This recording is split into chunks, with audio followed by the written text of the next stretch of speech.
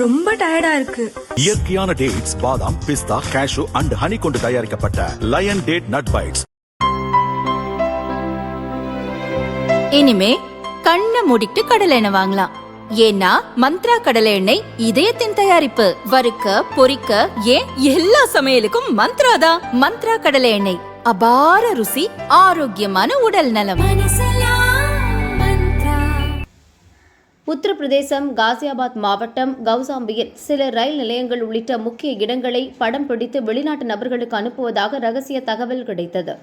சென்ற 15ஆம் தேதி நடத்தப்பட்ட சோதனையில் அப்பகுதியைச் சேர்ந்த ஒரு பெண் உட்பட 6 பேரை போலீசார் கைது செய்தனர். அவர்களிடம் நடத்தப்பட்ட விசாரணையில் இந்த விவகாரத்தில் மேலும் 11 பேருக்கு தொடர்பிருப்பது தெரிந்தது. அவர்களை பிடிக்க சிறப்பு புலனாய்வு குழு அமைக்கப்பட்டது. மாநிலத்தின் பல பகுதிகளில் அந்த குழு அதிரடி சோதனை நடத்தியது. டெக்னிக்கல் எக்ஸ்பர்ட் உதவியுடன் சந்தேகத்துக்கு உரியவர்களின் போன்கள் தீவிர கண்காணிப்புக்கு உட்படுத்தப்பட்டன. இதன் மூலம் நேபாளத்தைச் சேர்ந்த கணேஷ், பீகாரைச் சேர்ந்த விவேக், உத்தரப்பிரதேசம் மீரட்டைச் சேர்ந்த ககன்குமார் பிரஜபாதி, ஜான்பூரை சேர்ந்த துர்கேஷ் நிஷாந்த் ஆகிய 4 இளம் வயது வாலிபர்கள் மற்றும் 5 சிறுவர்களை வெள்ளிக்கிழமை கைது செய்தனர். இதுகுறித்து காஜியாபாத் கூடுதல் கமிஷனர் ராஜ்கரண் நாயர் கூறியதாவது: நம் நாட்டின் ராணுவ தளங்கள், ரயில் நிலையங்கள் உட்பட முக்கிய இடங்களை படம் பிடித்து வெளிநாடுகளுக்கு அனுப்பும் கும்பலில் முக்கிய ஒருங்கிணைப்பாளரான சுஹைல் மாலிக் ஏற்கனவே கைது செய்யப்பட்டார். அவர் அளித்த தகவலின் அடிப்படையில் இப்போது 9 பேர் கைதாகியுள்ளனர்.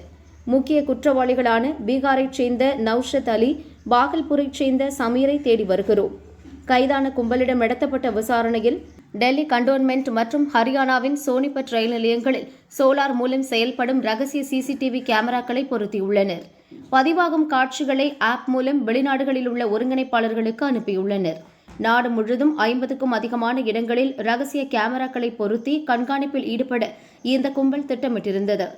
செல்போன் ரிப்பேர் பார்க்கும் நிபுணர்கள், பொருளாதாரத்தில் பின்தங்கிய இளைஞர்கள், சிசிடிவி ஆபரேட்டர்கள், கம்ப்யூட்டர் டெக்னீஷியன் போன்றோரை குறிவைத்து அவர்களுக்கு கூடுதல் பணம் வழங்குவதாக கூறி வெளிநாடுகளைச் சேர்ந்த சிலர் ரகசிய உளவு பணியில் ஈடுபடுத்தியுள்ளனர்.